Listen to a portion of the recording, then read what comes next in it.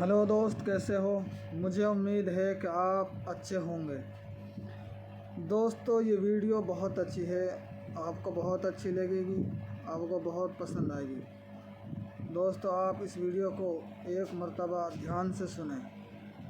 America, रूस जैसे super power देशों ने बहुत पहले ऐसे मिसाइल तैयार कर लिए थे जो दूसरे कॉन्टिनेंट्स तक हमला करने में सक्षम थे, मगर भारत के पास मिसाइल नहीं था, जिससे भारत को धमकियां मिलती रहती थी। फिर एपीजे अब्दुल कलाम आए, जिसने पूरी टीम के साथ दिन रात मेहनत करके मिसाइल बनाए और कुछ ही समय में भारत में हर तरह के मिसाइल बनकर तैयार हो गए। लेकिन भारत के पास अब भी वैसी मिसाइल नहीं थी जिसकी रेंज दूसरे कॉन्टिनेंट्स तक हो। इसी बात को ध्यान में रखते हुए कलाम सर ने दोबारा रिसर्च शुरू कर दी और 1989 में अग्नि मिसाइल बनाकर भारत को और भी पावरफुल बना दिया। अब भारत को जरूरत थी एक परमाणु बम की। एक बार फिर मिसाइल मैन काम पर लग गए और कड़ी मेहनत और रिसर्च के बाद एक शक्तिशाली परमाणु बम बना डाला। और पोखरण में 11 मई 1998 को सारी दुनिया से छुपकर कलाम सर के नेतृत्व में सफलतापूर्वक परमाणु बम का परीक्षण हुआ और भारत परमाणु शक्ति वाला देश बन गया। दोस्तों, कलाम सर के बारे में आपकी क्या राय है? कमेंट में बताना।